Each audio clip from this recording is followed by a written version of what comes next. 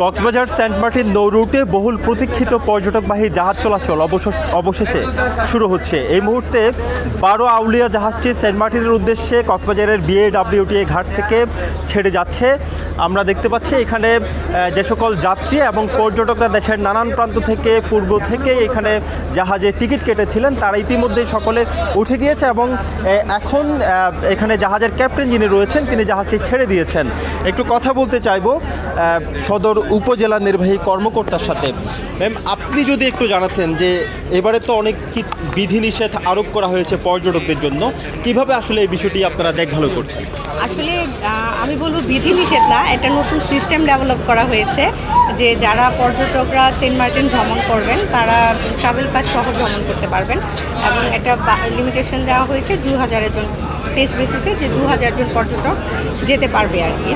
তো দেখলাম যে পর্যটকরা স্বতঃস্ফূর্তভাবেই এটা টিকিটের সাথে ট্রাভেল পাসটা নিচ্ছে এবং আজকে প্রথম দিন হিসেবে যারা ট্রাভেল পাসটা লাস্ট মোমেন্টে করতে পারেনি তারা আসলে জাহাজ কোম্পানিগুলির নিজস্ব ব্যবস্থাপনায় ওনাদের ট্রাভেল পাসটা ইস্যু করে দিয়েছে আর কি। আজকে এই যে জাহাজটি এখান থেকে ছাড়লো কক্সবাজারের BAWTA ঘাট থেকে, এটি 6 ঘন্টা পর কক্সবাজারের টেকনাফের যে সেন্ট মার্টিন দ্বীপ রয়েছে, দেশের একমাত্র প্রবাল দ্বীপ সেন্ট মার্টিন, সেখানে গিয়ে পৌঁছাবে।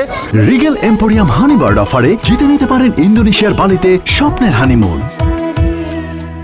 যে সকল পর্যটকরা এখানে এসেছেন সেন্ট মার্টিন যাচ্ছেন তাদের সাথে আমরা কথা বলেছি, তারা আসলে অভিভূত এবং অনেক বেশি আগ্রহী সেন্ট মার্টিন যাওয়ার জন্য। অনেক আবেগ অনুভূতি তাদের মধ্যে ছিল। একটু জানতে চাইবো জাহাজ মালিক সমিতির একজন কর্মকর্তার সাথে, আপনি যদি একটু জানাতেন যে জাহাজটি আজকে থেকে চলাচল শুরু হয়ে গেছে অলরেডি, এটি আসলে কতদিন ধরে চলবে? এই ডিসেম্বরে শুরু হয়েছে 1 তারিখ থেকে। এদের নির্দেশনায় জানুয়ারি পর্যন্ত চলার নিষেধাজ্ঞা আছে, অনুমতি আছে। আমরা চেষ্টা করব যাতে ফেব্রুয়ারি মার্চ পর্যন্ত চালাতে পারি। আমরা এখনও সরকারের কাছে উচ্চ পর্যায়ে আমরা তদবির করছি, পর্যায়ক্রমে জানাচ্ছি বিষয়টা বাস্তবতার আলোকে যাতে সিদ্ধান্ত নেয়। আজকে সর্বপ্রথম অনেকদিন পর আসলে সেন্ট মার্টিন নৌ রুটে জাহাজ চলাচল অবশেষে শুরু হয়ে গেল। প্রথমে যেটি বলছিলেন পর্যটকরা অত্যন্ত আনন্দিত এবং উচ্ছ্বসিত। আরেকটি বিষয় জানিয়ে রাখতে চাই যে নাব্যতা সংকটের কারণে আসলে যে জাহাজটি ভোরে ছেড়ে যাবার কথা ছিল সেটি আজকে সকাল 10টায় ছেড়ে যাচ্ছে।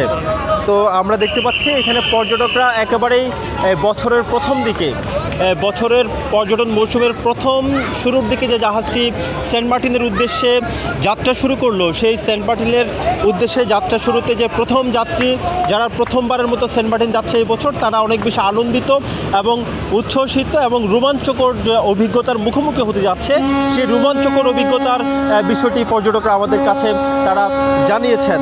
যদিও সেন্ট মার্টিন নিয়ে কিন্তু বেশ কিছুদিন ধরেই পুরো দেশব্যাপী নানান ধরনের আলোচনা সমালোচনা চলছিল। সেন্ট মার্টিনের প্রতিবেশ পরিবেশ এবং সেখানকার জীববৈচিত্র্য রক্ষায় সরকার যে বিধিনিষেধগুলো আরোপ করেছে এবং সিঙ্গেল ইউজ প্লাস্টিক ইউজ না করার জন্য যে বিধিনিষেধগুলো দিয়েছে, সেই বিধিনিষেধগুলো এখানে পর্যটকরা যারা যাচ্ছেন তাদেরকে যাতে সচেতনভাবে তারা সেখানে সেন্ট মার্টিনে গমন করেন এবং সেই বিধিনিষেধগুলো যাতে প্রতিপালন করেন, সেই বিষয়টি আসলে এখানে স্থানীয় প্রশাসন যারা রয়েছেন তারা দেখভাল করছেন। কক্সবাজারের BAWTA ঘাট থেকে এটুকুই ছিল এখানকার সবশেষ পরিস্থিতি।